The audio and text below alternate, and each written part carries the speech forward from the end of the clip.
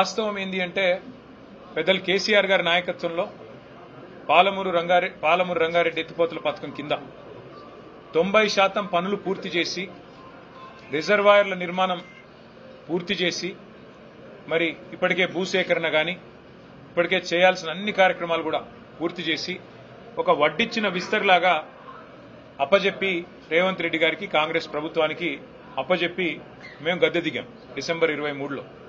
ఇప్పుడు కేవలం రేవంత్ రెడ్డి గారు చేయాల్సిన పనల్లా ఒక 10% పని పూర్తి చేసి కాలువలు పూర్తి చేసి నీళ్లు బ్రహ్మాండంగా తీసుకునే అవకాశం ఉంది, ఇచ్చే అవకాశం ఉన్నది.